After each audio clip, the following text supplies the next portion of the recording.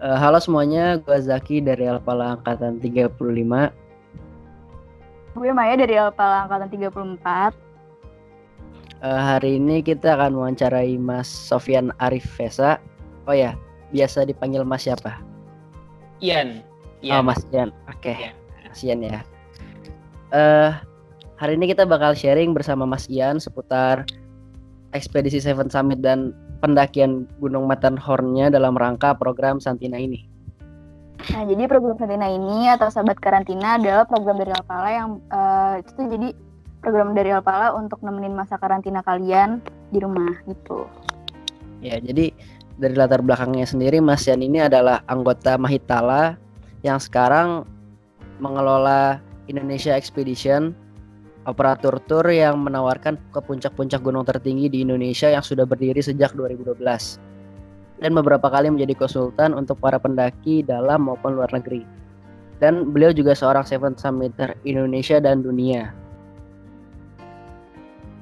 Nah, saya mau nanya nih Mas, pendakian Seven Summit ini tuh dalam rangka apa ya Mas? Dalam rangka apa ya?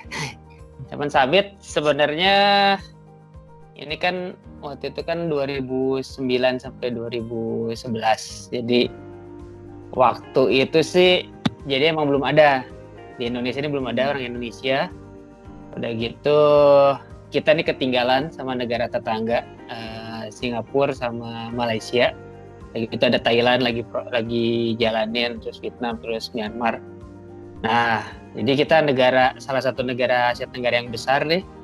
Kita ini belum ada. Sedangkan kita ini penggiatnya cukup banyak kan di Indonesia. Ada budaya pecinta alam di mana-mana tuh banyak banget.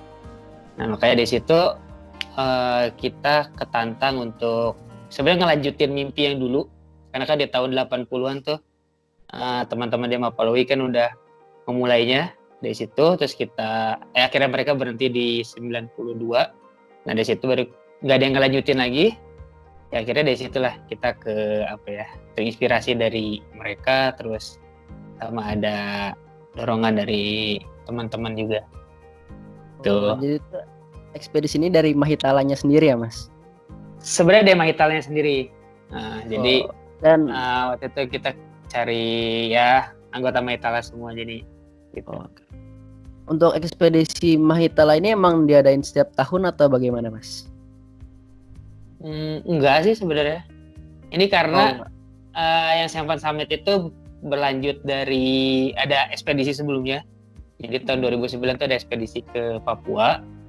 Nah, dari Papua itu kebetulan juga ada salah satu gunung yang kita capai tuh si Kartens Pyramid. Jadi salah satu Seven Summit-nya lah. Jadi dari situ kayak ya udahlah kenapa nggak kita lanjutin aja nih, karena kita udah ada satu gunung. Terus ya udah akhirnya kita kebetulan ada sponsor juga, ada sponsor yang mau. Terus kita bikin strategi, bikin program, terus ya akhirnya ya saling inilah. Kita siap, ada sponsor mau, akhirnya jalan. Dilanjutin gitu ya. Jadi tujuannya emang pengen membanggakan dari Indonesia itu sendiri ya, supaya biar di dunia tuh bisa ya setara lah. Iya. Ada perwakilan lah jadi ya saat itu tuh ada perwakilan. Gitu. Pasti kalau naik Seven Summit gini pasti punya persiapan yang matang dan gak sembarangan kan Mas? Persiapan iyalah. Itu kalau misalnya ekspedisi kayak gitu kan bisa diseleksinya gitu ya Mas. Itu prosesnya gimana deh? Nah, kalau sama Seven Summit ini nih sedikit beda. Jadi seleksinya nggak seleksi secara umum. Misalnya kita buka pendaftaran, terus misalnya ada 20 orang, terus standar kan, misalnya secara fisik gimana, secara mental gimana, terus secara kesiapan, secara komitmen gimana.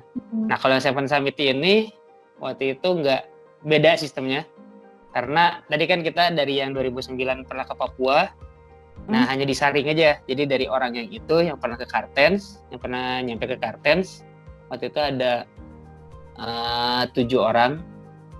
Yang ke Papuanya ada 10 orang, cuman yang ke Kartens itu ada 7 orang. Nah dari 7 orang itu hanya ditawarin aja. Jadi siapa yang mau nih?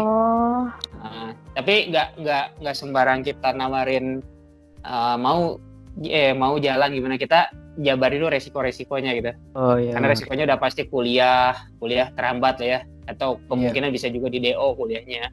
Kayak gitu, misalnya celaka lah atau sampai yang parahnya sampai meninggal, pokoknya kayak gitu-gitulah resikonya. Jadi dari 7 itu tuh udah yang siap mau saat itu yang 4 orang ini. Ini 4 orang ya udahlah kita jalanin aja, mau ya udah. Yang lainnya tapi ngebantu juga yang 3. Oh, berarti nggak kayak yang ekspedisi biasa kan semua yang orang umum gitu mau daftar. Jadi ini dipilih dari yang udah di Papua gitu. Ya udah itu karena prosesnya baru tuh yang 4 orang itu. Prosesnya tuh cepat, jadi dia nggak dari kita hanya punya waktu sebentar, kalau nggak salah kita 2 bulan. Jadi untuk nyiapin strateginya tuh itu kan gimana cara memilih orangnya, terus gimana strateginya kayak gitu-gitu. Jadi kita nggak punya waktu banyak untuk ikutin prosedural seleksi yang biasa kayak gitu. Gitu. Oh. Itu berarti dari yang dari selesai Kartens terus ke ke gunung selanjutnya tuh emang cepat gitu berarti ya? Oh enggak, jadi di Papua aja kan kita 2009, itu tuh bulan Januari lah ya, Januari. Nah habis itu kita ada buat buku dulu, nah itu proses bikin laporan lah, bikin buku kayak gitu-gitu. Nah itu setahun tuh, dari yang 2009 itu. Sampai ke berarti Februari 2010. Nah setelah kita ngeluarin buku, yang mancing si sponsor itu tuh dari buku itu sebenarnya. Jadi kita ekspedisi, terus ternyata nih anak-anak ini bisa dari ekspedisi gitu bikin ada hasilnya. Nah makanya kita dapat sponsornya tuh bisa lebih mudah gitu. Lebih enak ya. Lebih enak. Jadi dari buku itu yang nggak tarik si sponsornya gitu. Bahkan sebenarnya si sponsor yang nawarin. Oh, iya. Jadi kitanya mau, terus sponsornya tuh kayak nawarin, udahlah kalau naik gunung mau ngapain lagi emang? Terus, kalau naik gunung ada namanya Seven Summit, kayak gitu. Oh yaudah Seven Summit kemana aja gini deh kita ceritain. Itu yaudah coba bikin keren. Bikin presentasinya lah, bikin strateginya. Berarti itu mulai berarti kita Mei Juni, udah hanya Mei Juni persiapannya. Akhirnya udah sponsornya mau, dan Juli 2010 berarti kita mulai berangkat, mulai startnya. Nah untuk 6 gunung lainnya itu kan yang satu kan yang Kartens itu, berarti dari Juli 2010 sampai Juli 2011. Sisanya tuh 6 gunungnya tuh 1 tahun. 6 gunung 1 tahun. Dimulai dari Juli 2010 sampai Juli 2011. Oh, berarti itu persiapannya setelah Kartens ya. Jadi Kartens sudah selesai terus baru ngepersiapin buat 6 gunung selanjutnya gitu. Setahun itu. Sebenarnya belum. Oh, benar-benar persiapannya tuh di bulan mungkin Maret 2011 sebenarnya. Oh, iya. Jadi setelah kita udah ngeluarin buku kan, berarti setelah dapet sponsor ya? Jadi setelah ada yang ditawarin sponsor nih, sponsornya nawarin, terus ya udah kita aja kan harus disiapin dulu nih, bener nggak kitanya siap gitu kayak gitu kan. Jadi dari segi orangnya, dari apa sih caranya kita bisa Seven Summit tuh misalnya, kita harus jabarin dulu kan. Misalnya latihan fisik kita harus seperti apa, kayak gimana, latihannya gimana, peralatannya butuhin kayak gimana, terus dari segi biayanya tuh kayak gimana gitu. Itu yang harus kita presentasi ke si sponsor itu. Itu tuh buat bikin ekspedisi kayak gitu tuh persiapannya apa aja sih tadi? Kan dari ada sponsor, ada persiapan fisik, ada teknis, ada alat. Itu ada apa aja sih buat bikin kayak gitu? Apa ya? Sama sih standar gitu. Yang pasti kalau di gunung ini nih lebih ke strategi. Jadi kapan kita nentuin naik gunung ini nih? Misalnya contohnya kita naik gunung Elbrus lah ya. Misalnya kita naik gunung Elbrus, kan itu kan nggak setiap musim kan dibuka gitu. Jadi misalnya ini kita bisa naik hanya di bulan musim panasnya Eropa, berarti di sekitar bulan Juni sampai September lah masih bisa.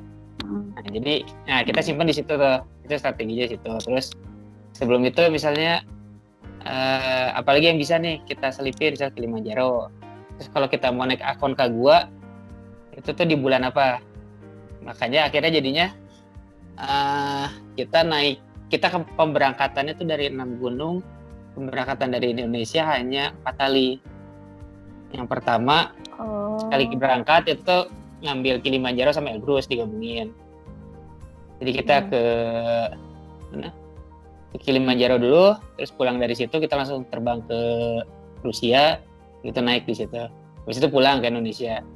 Kayak gitu, pemberangkatan keduanya yang di bagian selatan. Itu kita ke Antartika dulu, karena Antartika kan masuknya dari Chili. Jadi kita ke Chili dulu, di situ kita terbang ke Antartika, naik di situ.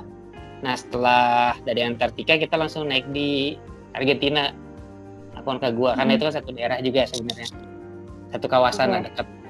Itu habis itu baru pulang ke Indonesia gitu. Jadi, nah yang 2 gunungnya Everest sama Denali itu baru sekali-sekali. Everest, terus pulang. Yang terakhir kita Denali 2011 itu baru sama juga sekali juga. Itu sih salah satu strateginya jadi kayak itu gitu. nyambung gitu. Jadi nggak bolak-balik ke Indonesia Nggak gitu. bolak-balik kan. Jadi untuk nekan biaya, terus nekan fisik juga. Jadi kan karena kita udah naik gunung satu nih, untuk ke gunung berikutnya kan nggak terlalu butuh apa lagi ya. Sebenarnya udah kelatih si fisiknya tuh di gunung yang sebelumnya gitu. Jadi kayak gitu. Kalau misalnya dari gunung pertama sampai gunung terakhir itu bisa diceritain nggak Mas kesan dan pesan dari setiap gunung gimana? Pasti kan setiap gunung punya karakteristik masing-masing kan Mas? Jadi kayak kesan apa ya? Setiap gunung. Ya, jadi misalnya dari Kartens terus selanjutnya. Kalau Kartens sih kita karena kebetulan sebenarnya waktu kita ekspedisi ke Papua itu tuh bukan mau ke Kartens sebenarnya. Jadi kita ada gunung lainnya. Jadi kita udah ekspedisi di situ selama berapa minggu. Habis itu ya udah seminggu terakhir kita baru main di Kartens kalian itu. Jadi kesannya saat itu sebenarnya udah capek aja karena kita udah ekspedisi 3 minggu tuh di daerah lainnya. Ya pas ke Kartens hanya naik. Lalu Kilimanjaro kesannya apa ya? Kilimanjaro karena gunung 5.000-an pertama bagi kita saat itu tuh. Jadi kesannya tuh kayak yang sedikit cukup ngeri lah. Kaget gitu ya? Kaget lah, kita takut kaget. Walaupun dari 4 orang ini nih, waktu itu saya sama ada satu lagi namanya Franz, dia udah pernah naik gunung di atas 5.000 juga. Cuman bagi yang 2 ini yang baru, mereka kayak yang kaget. Terus kita pun kayak yang saat itu Oke, lanjut. Itu tadi Kilimanjaro itu apa namanya? Ya karena gunung yang di atas 5.000 pertama kita. Setelah itu kita habis Kilimanjaro, kita hanya istirahat sekitar 5 hari di Tanzania, kita langsung naik ke Elbrus. Kalau ke Elbrus kesannya karena waktu itu kita nyoba jalur yang ini, yang dari mana ya? Dari utara berarti. Dari utara. Kita nyoba utara karena yang umumnya itu lewat selatan. Nah kita waktu itu nyoba utara karena kita mau naikin skill waktu itu. Jadi kita sekalian di si Elbrus ini nih kita latihan karena kita kan nggak sering susah lah latihan untuk latihan glasier gitu tuh. Bagi di Indonesia kan sangat susah. Akhirnya kita manfaatin si Elbrus itu buat buat latihan. Jadi sekalian latihan gitu. Sekalian latihan. Kita pakainya jalur yang utara karena secara medannya kan dia minim bantuan dari misalkan yang selatan dia ada keretanya itu kan ada liftnya gitu. Nah kita coba, jadi kita maksimalin aja si latihan itu di jalur yang utara itu. Itu akhirnya ya udah berhasil di situ. Selanjutnya baru ke Aconcagua. Aconcagua itu Antartika dulu, sorry. Antartika itu Desember 2011. Itu kesannya apa ya? sebenarnya waktu itu kita sempat ditolak Hmm. untuk masuk Antartika, terus masuk untuk naik gunung karena secara sejarah dunia tuh nggak ada orang Indonesia yang masuk ke dalam ke dataran tengahnya si Antartika. Oh, Jadi oke. jadi nggak ada kan kalau ke Antartika kan kecatat tuh siapa aja yang pernah ke sana gitu ya. Nah, orang Indonesia itu tuh belum ada, tapi kalau yang ke pesisir pantainya tuh udah ada beberapa peneliti Indonesia pernah ke sana. Nah, cuman yang ke dalam dataran itu belum ada. Pertama itu susah, udah gitu. Kedua, kita ini orang tropis, jadi kayak yang percaya lah. Jadi ini ngapain sih orang tropis? Kita nggak tahu es, nggak pernah bersentuhan dengan dingin, terus mau main di Antartika gitu. Di Antartika. Terus,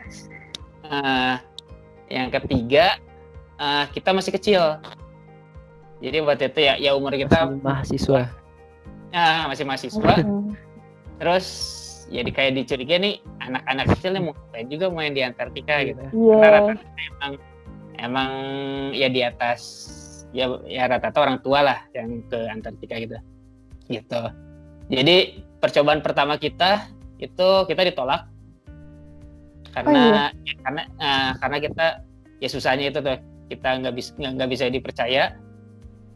Sampai akhirnya ada teman kita tuh harus ngeyakinin itu kan dia kayak di handle satu perusahaan di Amerika gitu. Nah, ada teman kita tuh ke Amerika buat ngeyakinin bahwa ini benar nih anak-anak 4 orang ini nih emang mau ngedaki doang nih, nggak ada maksud apa-apa gitu, benar gitu. Bahwa mereka benar ada yang sponsorin, terus ada tujuannya hanya datang ngedaki udah gitu pulang gitu kayak gitu doang. Akhirnya udah yang kedua baru kita bisa dipercaya. Akhirnya kita bisa masuk ke Antartika, kita dapat izin ke sana. Udah ngedakinya kita Desember. Emang ada ribet prosedural pendakiannya di situ di Antartika. Karena saat itu tuh hanya boleh 200 orang yang masuk ke Antartika saat itu 2011 itu. Jadi dibatasin dari seluruh dunia kan banyaknya yang mau ke Antartika. Nah saat itu yang boleh berkegiatan di benua Antartika ini hanya dibatasin sih 200 orang itu. Jadi dia kayak rebutan gitu lah. Jadi itu sebenarnya dibatasin tuh emang karena buat melestarikan atau gimana mas? 200 orang tuh? Ya, kenapa buat menjaga si benua Antartika. Iya. Oh. Nah, jadi sama kesepakatan. Jadi kan si Antartika kan di handle sama dari perusahaan itu tuh. Nah perusahaan itu tuh dia yang kesepakatan lagi. Nah, gitu. Habis itu ya udah Antartika, Gunung Vinson. Setelah beres pulang dari Chili kita nggak pulang ke sini, kita hanya di Santiago bentar, dan gitu kita lewat darat ke Argentina langsung ke kaki gunungnya Aconcagua. Di situ baru kita ngurus izin, barulah naik si Aconcagua itu. Gitu. Jadi si Vinson ini nih kayak latihan kita belajar dingin. Jadi waktu itu kita dapat minus dingin tuh di Antartika. Nah kalau si Aconcagua ini kita kayak belajar, gunungnya kan lumayan tinggi tuh 6.900-an. Jadi kita kayak belajar beban yang kita di high altitude gitu, di atas 6.000 kayak gitu. Di situ Aconcagua Januari sampai akhir Februari kita pulang ke Indonesia. Nah, jadi udah dari sebelum ke Vinson itu kita udah mulai nyicil Everest, persiapan Everest. Karena Everest itu akhir Maret 2011 berarti. Akhir Maret 2011 kita ke Everest. Terus kita akhir Maret sampai Maret, April, Mei itu sampai Mei selama 3 bulan. Kita pakai jalur selatan lewat Nepal. Saat itu lewat Kathmandu situ. Itu pendakiannya pokoknya di gunungnya kemarin saya ngitung tuh 54 hari kita di gunung. Di gunung 54 hari. 54. Jadi dari Kathmandu sampai Kathmandu lagi kita itu 54 hari. Oh. Sisanya kita ada persiapan di kota, nggak salah sekitar seminggu. Kita ada 7 hari di sebelum pendakian itu. Terus setelah pendakian kita ada kayak pasca ekspedisi juga tuh ada sekitar 10 hari. Oke. Karena jadi totalnya sekitar 3 bulan lah kita buat Everest kita. 3 bulan. Oh. 3 bulan tuh ninggalin Indonesianya. Habis itu kan sampai akhir Mei. Nah, Juli awal itu sampai Juli. Nah, Juni itu kita udah terbang ke mana? Ke Alaska. Buat ke Denali. Langsung ke Denali. Jadi Juli itu kita ada di Denali. Langsung jadi dari Everest kita pulang ke Indonesia hanya 7 hari kalau saya di Indonesia. Kita 7 hari di Indonesia hanya untuk beresin barang-barang, ganti barang-barang udah gitu. Kita terbang ke Alaska, terus naik Denali.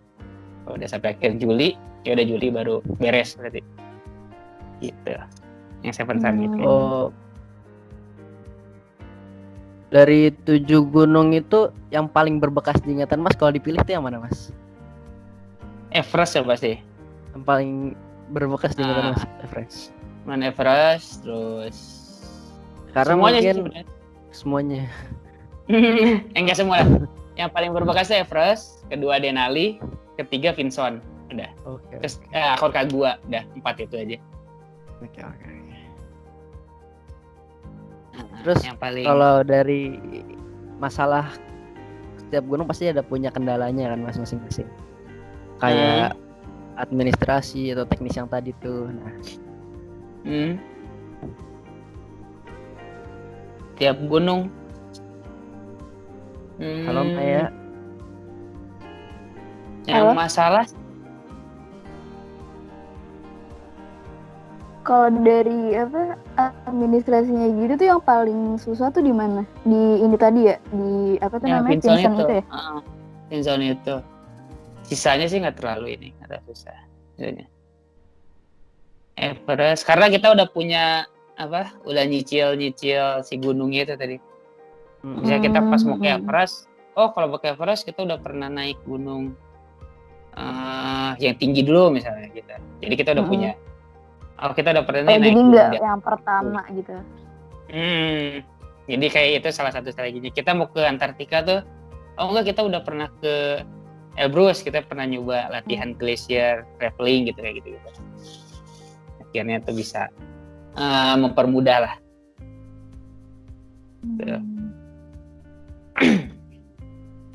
Udah masalahnya nggak ada kayaknya. Ada. Paling di Denali kali. Denali kan karena dia gunungnya nggak ada porter. Oh iya. Terus semua barang kita bawa sendiri kayak gitu. Kayak gitu. Terus, sistem pendakiannya sedikit berbeda juga. Itu juga hal baru gitu bagi kita. Kalau dari apa namanya, ada yang sampai sakit gitu nggak sih Mas pas lagi pendakian gitu misalnya? Saat itu sih nggak ada, cuman ada satu waktu tuh pas lagi di Aconcagua, dia kan ada cek kesehatan gitu, ada kayak dokter sama paramedis di base campnya.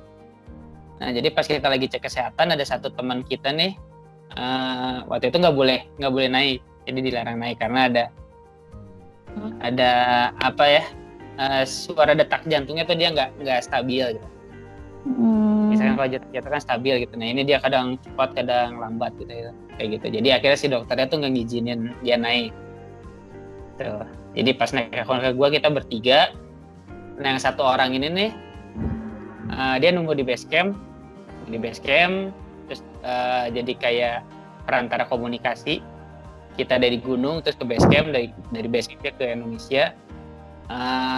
Setelah kita turun, yang bertiga setelah turun pendakian Aconcagua, terus kita ke kota. Nah ini kita ngurus perizinan buat si orang satu ini, jadi dia naik sendirian ini. bukan sendirian, dia gabungan lah. Dia gabungan sama tim internasional. Akhirnya dia balik lagi, naik lagi. Naik lagi. Hmm. Ya sih Ya, dia biar naik apa namanya nggak terbang. bahaya juga kan. Kalau waktu dipaksain naik juga bahaya kan pasti. Iya. Sama di kota kita ada kayak ke dokter lagi gitu. Jadi kita ke dokter, ke rumah sakit. Kita minta kayak surat pernyataan dokter gitulah bahwa orang ini nih nggak masalah, nggak ada apa-apa gitu. Jadi pas dia balik lagi ke gunung, ya udah dia hanya ngasih surat itu, katanya oh ya udah kamu boleh naik lagi. Gitu lah ceritanya. Tadi kita kan sempat ngomong tentang Gunung Matterhorn nih Mas. Nah, jadi tuh sebenarnya keunikan Gunung Matterhorn ini apa sih Mas? Dan dia juga salah satu puncak tersulit di jajaran pegunungan Alpen ya Mas? Matterhorn dia apa ya? Tersulit ya. Tapi rata-rata sekitar gunung di Alpen sih kayak gitu-gitu tingkat kesulitannya. Dia itu ikonik karena si Matterhorn ini kan disebut gunung tercantik di dunia. Jadi gunung terindah lah. Jadi gunung terindah di dunia ini nih beberapa tahun ini nih selalu dipegangnya sama Matterhorn. Kalau nggak Matterhorn biasa sama Dablam. Ada di Himalaya. Kalau nggak Madablam ada Macapucer sama itu jadi Himalaya. Nah cuman yang paling sering nih si Matterhorn ini. Itu, nah, udah gitu dia jadi ikonnya si negara Swiss. Ya Swiss atau ya gunung-gunung Alpen tuh ikonnya itu si Matterhorn itu. Karena unik si gunungnya puncak. Bentuk gunungnya tuh bagus. Itu terus ya gunungnya lumayan sulit juga. Karena kalau misalnya kendala teknis sama administrasinya tuh lebih susah ngurusin di gunung ini atau di gunung yang tadi 7 Summit itu Mas? Kalau di Alpen dia lebih mudah kita ngurusin perizinan. Mudah. Bahkan di beberapa gunung tuh kita nggak perlu izin. Kayak Matterhorn tuh sebenarnya nggak ada izinnya. Nah, kasarnya tuh kalau di sini kan kita ada ngurus Simaksi itu, kalau di sana nggak ada. Justru malah jadi tinggal naik aja gitu. Iya, naik aja. Jadi ya udah kalau mau datang naik ya udah naik aja gitu. Nggak ada yang apalah, nggak ada pos buat periksa izin apa itu nggak ada. Kita harus bayar aja, nggak ada di sana. Jadi kita nggak perlu bayar Simaksi lah ya. Bayar. Itu kalau di Alpen bedanya. Tinggal persiapan diri sendiri terus naik gitu. Karena kan rata-rata tuh orang di Eropa sana kan mereka udah naik gunung, udah belajar gunung tuh dari kecil. Gitu. Jadi minimal mereka tuh emang udah punya basic sama pengetahuan. Dan mereka pun ngerti kalau misalnya dia mau naik gunung ini, dia itu tuh harus latihan dulu ke sini gitu. Misalnya dia mau naik gunung Matterhorn tuh, dia harus pakai tali. Ya berarti dia harus belajar tali dulu gitu. Kalau nggak dia belajar tali, dia nggak akan bisa naik gitu, kayak gitu. Jadi tanpa perlu ada izin juga mereka udah tahu harus ngapain. Udah ngerti ya. Bedanya itu. Kalau di kita kan beda, misalnya penting kita bisa masak Indomie misalnya, mie gitu ya. Udah kita campingnya ke gunung gitu misalnya. Kayak gitu. Beda ininya beda. Dan naik aja. Kebiasaan. Perlu izin gitu. Yang kontrolnya itu izin kalau di sini. Kalau misalnya dibandingin sama Seven Summit itu, treknya itu lebih susahan di Matterhorn ini apa di Seven Summit itu Mas? Kayak treknya.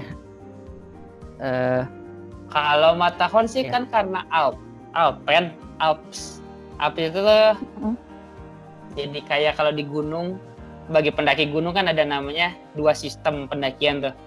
Ada Himalayan taktik sama ada Alpen taktik. Nah, Alpen taktik ini nih berkembangnya kan di Alpen ini nih, di Alps.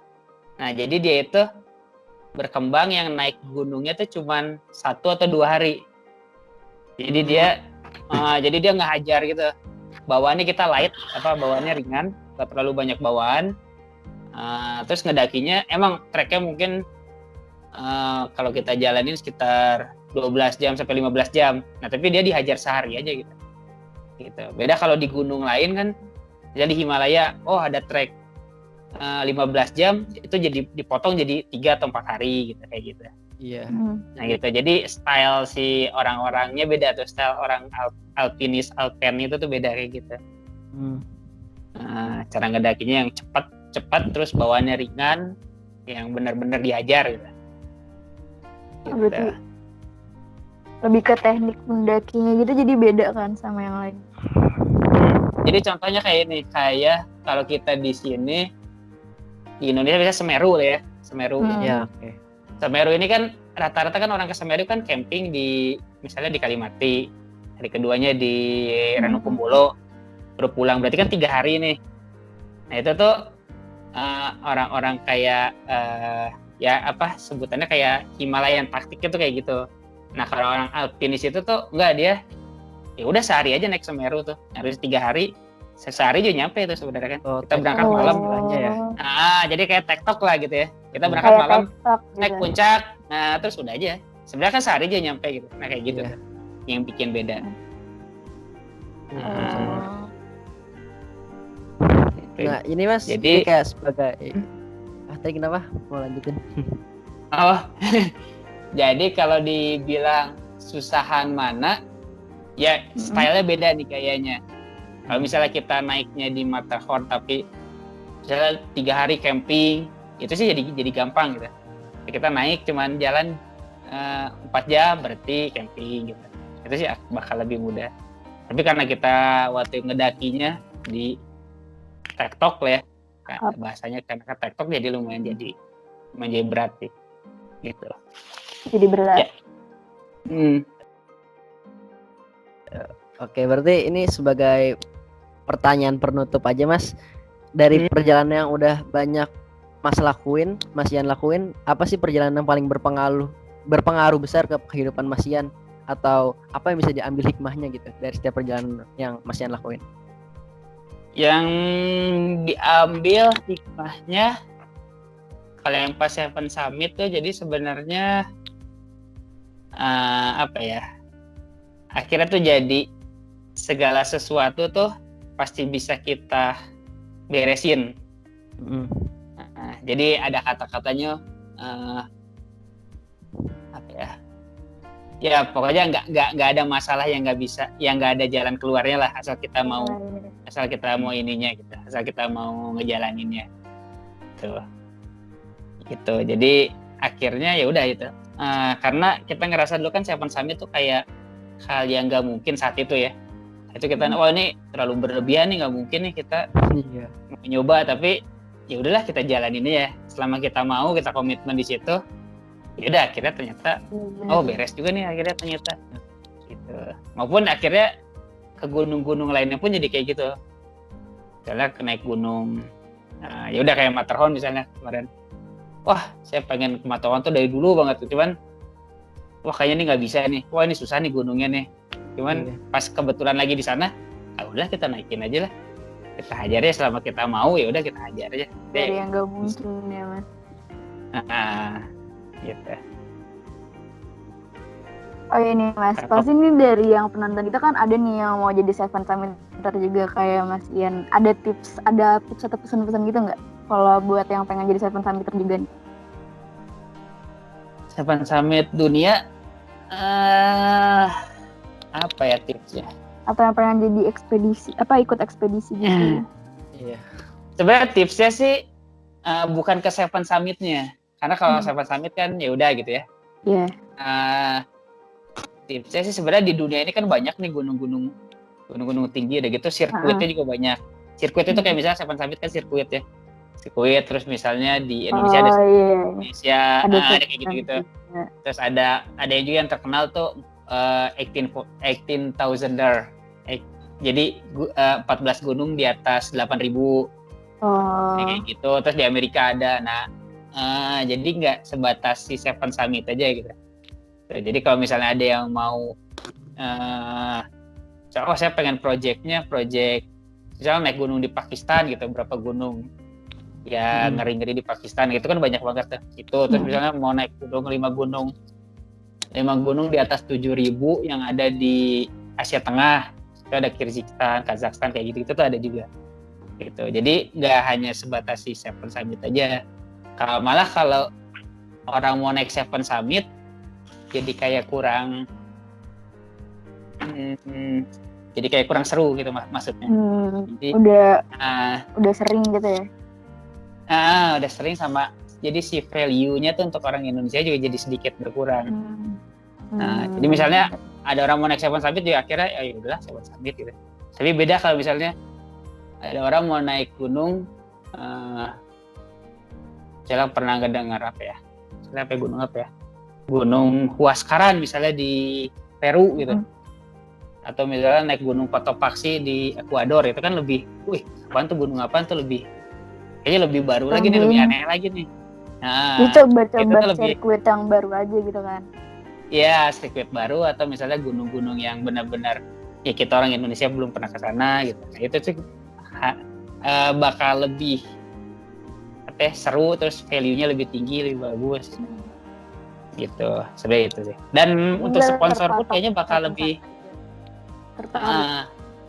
ya, untuk sponsor tuh kayak lebih tertarik dibandingin misalnya kita mau Seven Summit, mungkin perusahaan pun karena ya value-nya tuh jadi lebih kecil gitu, nilainya. Jadi kan misalnya kan udah ada yang pernah Seven Summit gitu. Jadi itulah. Gitu. Oke.